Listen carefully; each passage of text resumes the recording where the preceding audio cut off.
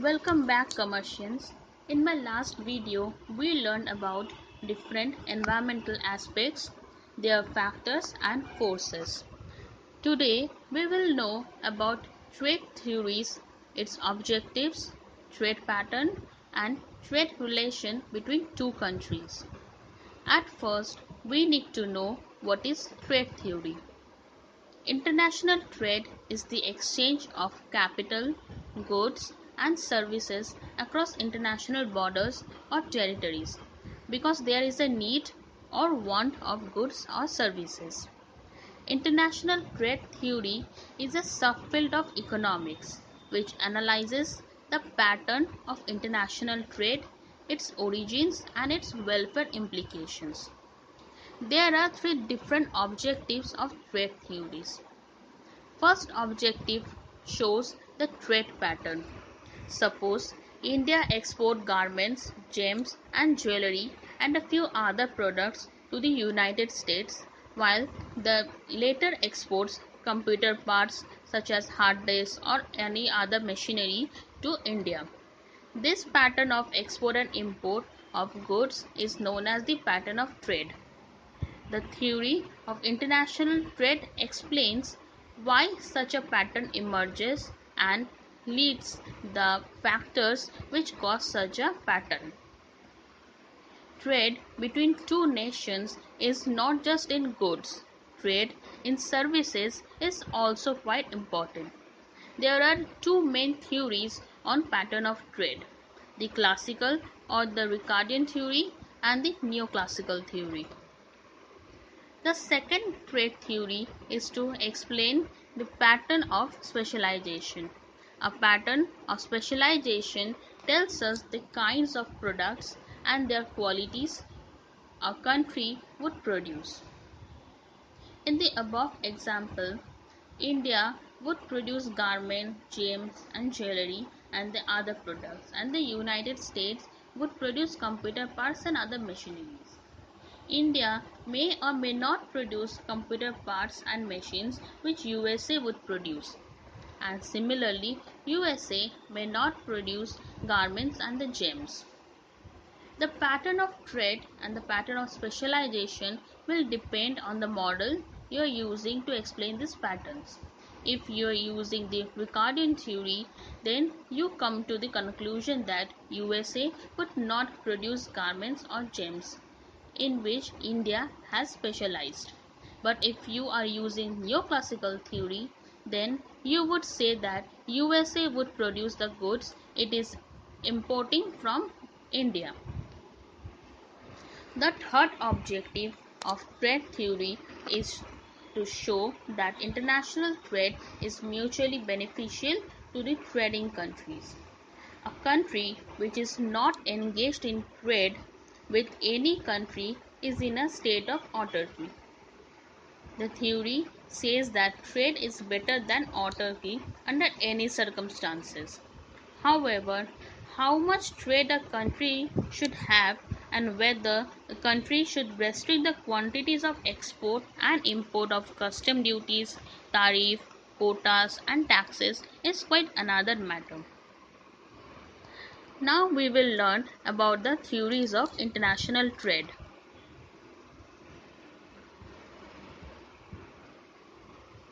There are mainly two important theories works in international trade.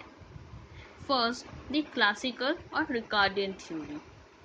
David Ricardo, the 18th century British economist, was the author of the classical theory of international trade and the doctrine of comparative advantage. Ricardo was the first to demonstrate that external trade arises not from difference in absolute advantage but from difference in comparative advantage. By comparative advantage, it meant by greater advantage. Thus, in the context of two countries and two commodities, trade would still take place even if one country was more efficient in the production of both the commodities. The Ricardian model makes the following assumptions. Labor is the only primary input to production. means labor is considered to be the ultimate source of value. Constant marginal product of labor, MPL, means labor productivity is constant returns to scale, and simple technology. Labor is perfectly mobile among sectors but not internationally, and perfect competition in price takers. The second theory is neoclassical theory.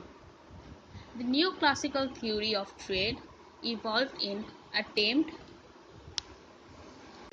to modify some unsatisfactory aspects of classical theory. Thus, the neoclassical theory, also called the modern theory, advanced a more satisfactory explanation of the existence of comparative cost differences between two countries, introduced capital as a second factor of production.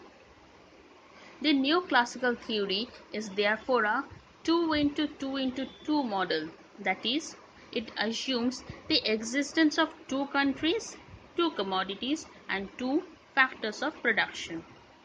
Under neoclassical theory, there is an important theorem, namely the Hexer-Ohlin-Samuelson theorem, the HOS theorem.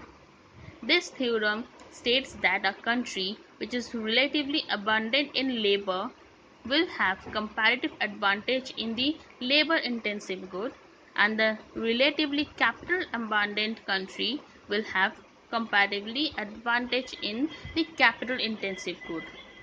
Labor-abundant means which have more labor, and capital-abundant means having more capital. Thus, it is the factor abundance rather than technology which determines the pattern of trade. Now let's come to the modern theories of trade. In the modern theories, the market structure is either monopolistic or oligopolistic. In the former case, that is monopolistic, a large number of producers produce goods that are not identical but differentiated in quality or design. In the latter case, it is oligopolistic, only a few producers serve the market with either identical products or differentiated products. The products which are just differentiated horizontally are similar in quality but different in design, like a red pen or a blue pen, white wine or red wine, or wooden furniture and steel furniture. Vertical product differentiation involves quality differences, as in small cars and large cars. If the products are horizontally differentiated, they are produced by more or less same technology. But vertical product differentiation would invariably means that the technology varies with quality or type of products. Let's sum up what we learned from the unit. Trade theories explain the pattern of trade between two countries, the pattern of specialization, and the mutual benefit of trade. There are various trade theories to explain above phenomenon. Ricardian theory states that a country has comparative advantage in the good in which its relative labor productivity is higher than its trading partner and tends to export this good.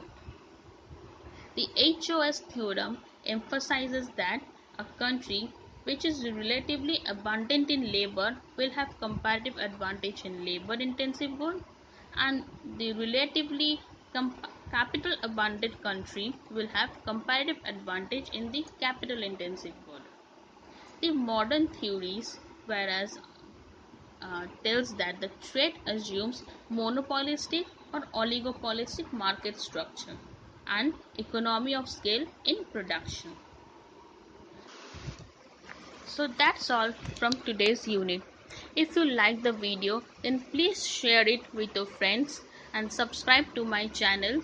You can also contact me through Instagram. The link is given in the description box. Thank you. Have a nice day.